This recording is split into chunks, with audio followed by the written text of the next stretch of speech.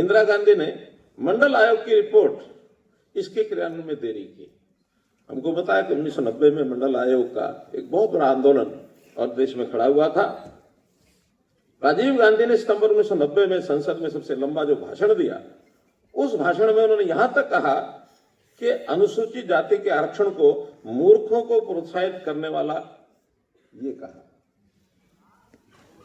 यानी शर्म की बात है कि समाज के एक वर्ग को वो मूर्खों के नाम से संबोधित कर रहा है राजीव गांधी, जो देश का प्रधानमंत्री रह चुका है उस समय।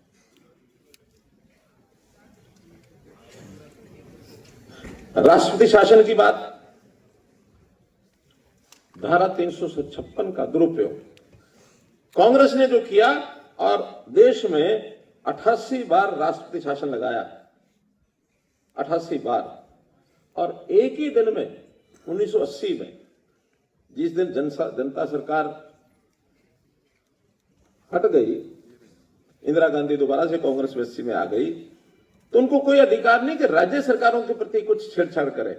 लेकिन चूंकि लोगों के द्वारा चुनी सरकार राज्यों में, केंद्र में जनता पार्टी की आई है, अगर केंद्र में जनता पार्टी की सरकार खत्म हो गई है और इंदिरा गांधी की सरकार दोबारा आ गई है, तो बिना कुछ विचार किए हुए 7 राज्यों की और गैर सरकारी जो भी सरकारें थी उनको एक ही दिन में बर्खास्त कर दिया गया। कोई अधिकार था? भाई जनता खरा बर्खास्त करे, दोबारा चुनाव होगा, जिसकी आय सो आए। लेकिन केंद्र में अगर सरकार परिवर्तन हुआ है तो राज्यों में चुनी हुई सरकारों को बर्खास्त करना, ये कहां तक संवैधानिक है? ये दुरुपयोग उन्होंने किया। इसी प्रकार से इंदिरा गांधी जी के समय एक राष्ट्रीय सलाहकार परिषद ये होती थी, एनएससी, और उस समय राष्ट्रीय सलाहकार परिषद का जो रोल हो गया था वो कैबिनेट से भी बड़ा हो गया था। यानी कैबिनेट में फैसले बाद में आते थे, राष्ट्रीय सलाहकार परिषद में पहले हो जाते थे, और जो उन्होंने कह दिया समझो कैबिनेट का फैसला मान करके पेश कर दिया जाता था उसमें फाइनल। सरकार के ऊपर एक सरकार, ये राष्ट्रीय सलाहकार परिषद के नाते से ये सब हुआ। शाबानो का केस आपको पता ही है। शाबानो के मामले में सुप्रीम कोर्ट ने ये कहा कि मुस्लिम महिला को भी गुजारा भत्ता मिलना चाहिए तलाक के बाद। लेकिन ये कहते हमारे तो शरीयत लॉ में है नहीं। विवाद हुआ। आखिर इंदिरा गांधी जी ने एक संविधान संशोधन कराया। क्या? शरीयत लॉ में जोड़ दिया जाए कि नहीं, मुस्लिम महिला को अधिकार नहीं होगा। यानी महिला विरोधी कह लें, वर्ग विशेष में आखिर 50% महिलाओं का अधिकार होता है। आप 50% महिलाओं को किस प्रकार से कुचला दबा जीवन, तिरस्कार का जीवन समाज में है। और वहीं मोदी जी हैं, वो कहते हैं 3 तलाक का कंसेप्ट ये खत्म कर दो और मुस्लिम महिलाओं को स्वतंत्रता मिलनी चाहिए, वरना तो पुरुषों के अधीन आकर के महिलाओं का नरकीय जीवन इस 3 तलाक में है। पुरुष को छींक आ जाए और उन्होंने कहा कि तुम रसोई के अंदर जो है मिर्चें जो है कूट रही थी, इसलिए मुझे छींक आ गई, इसलिए तलाक तलाक तलाक, और महिला से छुटकारा।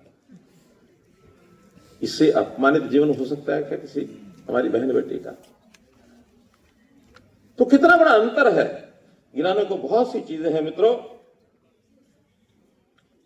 आज इस समय पर इतना ही एक विषय रखा गया कि कांग्रेस के सरकार के संशोधन और भारतीय जनता पार्टी के सरकार के संशोधन, 14 संशोधन अटल बिहारी वाजपेयी जी के समय हुए। उसमें 33% आरक्षण, ईडब्ल्यूएस का 10% आरक्षण, पिछड़े वर्ग का राष्ट्रीय आयोग संवैधानिक दर्जा, जीएसटी लागू करना, दल बदल विरोधी कानून और विधायी शक्ति के जो बताया गया कि 15% की सीमा करना, अनुसूचित जाति जनजाति के लिए अलग से उनके कमीशन बनाना। तो ऐसे इस 14 में से गिना जाए तो 1 2 3 4 5 6 7 8 संशोधन तो सीधे सीधे सामाजिक व्यवस्थाओं को बदलने के थे। बाकी कहीं छोटे मोटे एडमिनिस्ट्रेटिव चीजें होती हैं, कहीं तकनीकी संशोधन होते हैं, वो चलते रहते हैं। लेकिन समय समय पर किस प्रकार संशोधन किए गए और आज जो ये कहा जाता है कि ये सरकार आएगी तो संसद बदल देगी, बदलने का न किसी को हिम्मत कर सकता, न किसी को अधिकार है। तो आज तो मैं इतना ही कहूंगा कि देश का जो संविधान है ये हमारे लिए एक पवित्र ग्रंथ है, और इस पवित्र ग्रंथ को लेकर के डॉक्टर अंबेडकर जी का जो योगदान है, उस योगदान को भी हमको याद रखना चाहिए, समय समय पर उसके ऊपर भी अध्ययन करना चाहिए।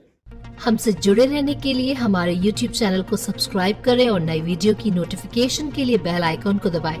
अगर आप ये वीडियो Facebook पर देख रहे हैं तो लाइक जरूर करें और ज्यादा से ज्यादा शेयर करें। धन्यवाद।